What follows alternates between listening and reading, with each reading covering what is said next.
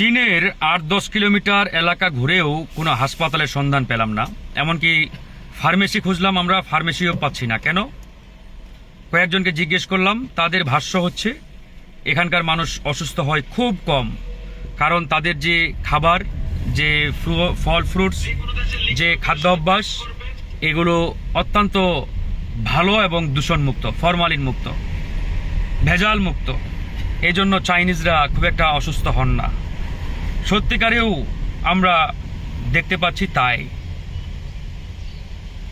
এখানে মাঝে মধ্যে দু একটি হসপিটাল আছে, দেখা যায় একটা শহরে অনেক দূর দূরান্তে দু একটি, সেই হসপিটালগুলোতেও চাইনিজরা বা চাইনিজ রুগী আপনারা খুঁজে পাবেন না। বেশিরভাগ রুগী ফরেনার, যদিও আমাদের ঢাকা মেডিকেল কিংবা সোহরাওয়ার্দী মেডিকেলের মতো নয় আবার, যে রুগীর জোটে আপনি ঢুকতেই পারবেন না, বিষয়টি এমন নয়। বিশাল হসপিটাল, রুগীর সংখ্যা 30 জন 40 জন এরকম অবস্থা।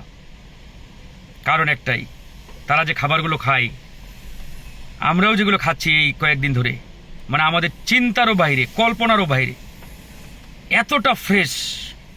এখানে যদি কোনো খাদ্যের মধ্যে, কোনো ফল ফ্রুটসের মধ্যে বিন্দু পরিমাণ বলছি, মানে 1%-এর 100 ভাগের 1 ভাগও যদি কেমিক্যালস পাওয়া যায়, তাহলে এখানে ভয়াবহ কঠোর আইন তার বিরুদ্ধে প্রয়োগ করা হয়।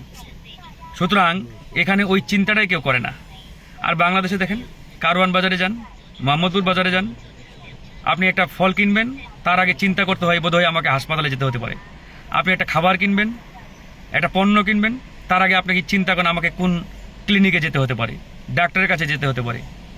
কিন্তু এখানে সেই চিন্তাটা কোনো নাগরিক করে না। আমরা এই যে 10-12 কিলোমিটার ঘুরেও একটা প্যারাসিটামল, একটা ফ্যাকজো, গ্যাস্ট্রিক হয়েছে, খাবেন, নো, প্রয়োজন নেই। আল্লাহর রহমতে আমাদের যাদের পেটের প্রবলেম থাকে, তাদেরও পেটের প্রবলেম আর নেই এখানকার ভালো খাবারের উছিলাই। সৃষ্টিকর্তার এক অপরূপ দান, আলহামদুলিল্লাহ। এই কথাগুলো এই জন্যই বলছি, আমার এই দেশটার পরিবর্তন নিয়ে আসতে হবে। দেশের প্রতি মায়া, ভালোবাসা, মহব্বত না থাকলে কিয়ামত পর্যন্ত পরিবর্তন হবে না বন্ধুগণ। রাজনীতিবিদরা দেশের বাইরে আসে, দেখে, কিন্তু বাংলাদেশকে নিয়ে কোনো চিন্তা করে না, পরিবর্তন নিয়ে চিন্তা করে না। শুধু তাদের চিন্তা একটাই, কিভাবে দেশের সম্পদ লুটপাট করা যায়, জনগণের পেটে লাথি মারা যায়, আর বিদেশে গাড়ি বাড়ি সম্পদের পাহাড় গড়া যায়। এই হচ্ছে তাদের দেশপ্রেম। আর এই দেশপ্রেম দিয়ে কিয়ামত পর্যন্ত বাংলাদেশের পরিবর্তন হবে না। সত্যিকারের দেশপ্রেম লাগবে চাইনিজদের মতো। সততা এবং দেশপ্রেমের কারণেই চাইনা আজকে পৃথিবীর মানে রাজনীতি এবং অর্থনীতির প্রাণ কেন্দ্রে পরিণত হয়েছে।